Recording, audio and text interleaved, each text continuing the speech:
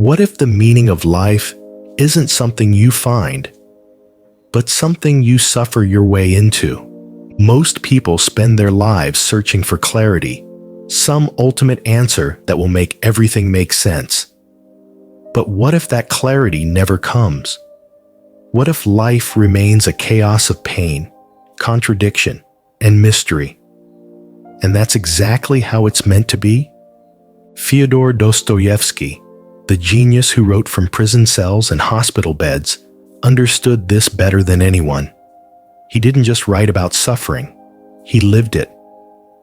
From the edge of a firing squad to years of exile in Siberia, Dostoevsky was forced to confront life in its most brutal, raw form. And what he discovered wasn't despair, it was truth. He saw that meaning doesn't come from comfort, control, or perfection. It comes from surviving the storm with your soul intact, from choosing love even when hate feels easier, from accepting the terrifying freedom of being human. His characters scream, question, suffer, rebel, and in doing so, they show us what it really means to live, not to survive, not to succeed, but to truly live. This is not a story of happy endings. It's a story of becoming whole in a broken world. And if you've ever felt lost, if you've ever questioned why life is the way it is, then maybe, just maybe, Dostoevsky has something to tell you. Let's begin. To understand Dostoevsky, you must begin not with his books, but with the life that forged them. Born in 1821 in Moscow to a strict father and a devout mother, Dostoevsky grew up in a world where faith and fear coexisted. But the comfortable illusions of childhood didn't last. After his mother's death and his father's mysterious murder, a quiet storm began to form inside him, one that would erupt over and over throughout his life. In his 20s, he tasted fame with his first novel, Poor Folk, but within just a few years, everything collapsed. Arrested for his involvement in a radical intellectual circle, Dostoevsky was sentenced to death for simply speaking out against injustice. On the morning of his execution, he stood in a public square, tied and blindfolded, waiting for the gunshots. And then, seconds before the command was given, a royal pardon arrived. His life was spared, but not without consequence. What followed was 4 years of brutal hard labor in Siberia. No books, no pen, just chains, disease, and the cold silence of a prison barrack. He witnessed the worst of humanity: violence, madness, cruelty, but also its fragile beauty. A whispered prayer, a shared crust of bread, the quiet endurance of those who refused to break. That experience did not destroy him.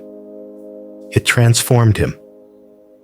When Dostoevsky returned to the world, he no longer believed in progress or utopias. He believed in suffering, not as punishment, but as the raw material of spiritual truth. His writing would never be the same. From that point on, he would not try to escape pain.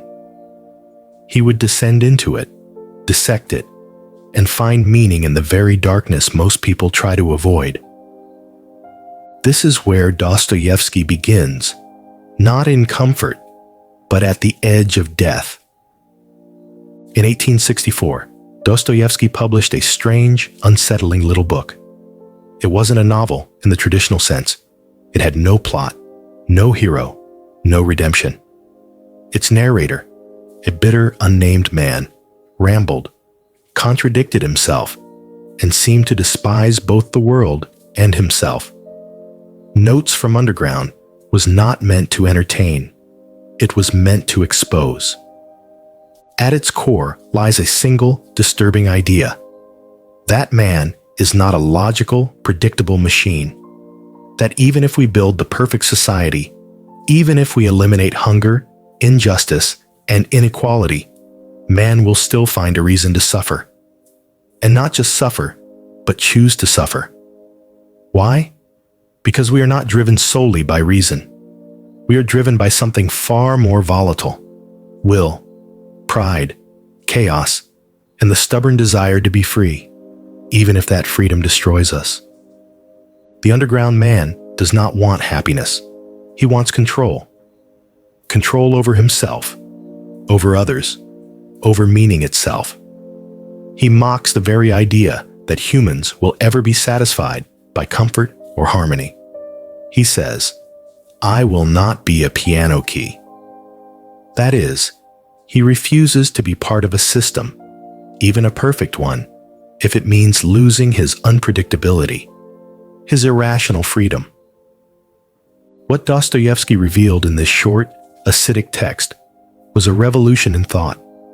Long before Freud, he had uncovered the fractured nature of human consciousness. He saw that we are not whole. We are torn between desire and doubt, logic and instinct, love and hate. But beneath all this contradiction, a truth emerges. Freedom is not the ability to choose what's best.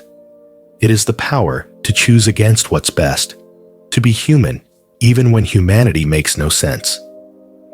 In Crime and Punishment, Dostoevsky introduces us to a mind in collapse. Raskolnikov, a young and brilliant ex-student, murders an old pawnbroker, not out of desperation, but from ideology. He believes that certain extraordinary individuals have the right to step over moral boundaries for the sake of progress. In his mind, the act is not murder, it's a test, a philosophical experiment. But the moment the axe falls, something else awakens. Not fear, not regret, but guilt. Deep, relentless, inescapable guilt. It is not the police that pursue Raskolnikov. It is his own conscience, sharpening itself against every lie, every rationalization, every silent night. He tries to outthink it, to bury it beneath theory. But guilt is not an intellectual problem. It is a spiritual one. What Dostoevsky shows us is profound. Guilt is not simply the consequence of wrongdoing. It is the proof that we are more than logic and instinct. It is the soul's rebellion against the mind. Raskolnikov's punishment doesn't begin with his arrest. It begins the moment he tries to live without love, without connection, without humility. The real crime is not the murder. It is the rejection of human solidarity, the belief that one can stand above others without paying a price. And yet, it is through this suffering that transformation becomes possible. In the presence of Sonia, a quiet and devout young woman who suffers silently, Raskolnikov encounters something that no ideology can replicate: compassion. Through her, he begins to rediscover what it means to be human. Not perfect, not powerful, but broken, and still worthy of redemption. Dostoevsky does not offer forgiveness easily. He makes us crawl through the dirt to find it. But when it comes, it is real. Because only those who have suffered can understand what it means to be saved. If Dostoevsky had stopped writing after Crime and Punishment, his legacy would still be immortal. But with the brothers Karamazov, he created something even more ambitious, a novel not just about individuals, but about the soul of humanity itself. At the heart of the story is a fractured family. 3 brothers, each embodying a different vision of life. Dmitri, all impulse and desire, lives for the moment, torn between guilt and ecstasy. Ivan, the cold intellectual, burns with doubt and anger, demanding answers from a silent God. And Alyosha, gentle and devout, tries to hold them together with faith and compassion. Their father, corrupt and vulgar, becomes the symbol of everything broken in the world. When he is murdered, the real trial begins, not in court, but in the hearts of the brothers. This is not a story of good versus evil. It is a story of conflict within the self. Each brother is not just a character. They are aspects of a single human soul, struggling to make sense of existence. Reason fights faith. Passion defies morality. Doubt challenges love. And through it all, Dostoevsky refuses to resolve the tension, because he understood that life is not about choosing one side. It's about carrying them all. Ivan's famous Grand Inquisitor monologue stands as one of the most haunting indictments of organized religion ever written. Yet it is placed within a novel where faith still burns quietly in the background, not as an answer, but as a presence, a possibility. What the brothers Karamazov reveals is that meaning doesn't come from certainty. It comes from struggle, from the effort to live truthfully in a world that offers no guarantees. In the battle between the brothers, we see our own inner war reflected. And Dostoevsky dares us not to look away. For Dostoevsky, faith was never about certainty. It was never a matter of logic, doctrine, or proof. In fact, the moment faith becomes a formula, it loses everything that makes it real. True faith, for him, was an act of defiance, a decision to love in a world where love makes no sense, a decision to believe, not because the evidence is overwhelming, but precisely because it isn't. He saw that suffering strips away illusions. When life becomes unbearable, when reason fails, when morality collapses, what remains? That is where faith begins, not as a comfort, but as a choice, a trembling, fragile leap into the unknown. Not because it feels good, but because the alternative is spiritual death. In his later works, especially The Idiot and the brothers Karamazov, Dostoevsky creates characters who believe not in spite of suffering, but through it. Prince Mishkin, with his Christ-like gentleness, is crushed by the world, but never loses his compassion. Alyosha, torn by grief and disillusionment, continues to serve others. These are not heroes of power. They are heroes of endurance. To believe, for Dostoevsky, is not to escape the darkness. It is to walk into it with open eyes and still whisper, yes. Yes to love. Yes to meaning.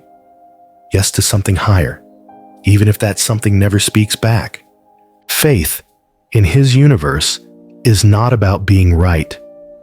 It's about refusing to let despair have the final word. It is the quiet rebellion of the soul against the cold machinery of logic and cruelty. And in a world that offers no ultimate answers, that rebellion might be the most human thing of all. Dostoevsky never asked you to agree with his faith, only to understand what it costs. Dostoevsky lived in a century obsessed with progress. Philosophers, politicians, and revolutionaries promised a better world, clean, ordered, and rational.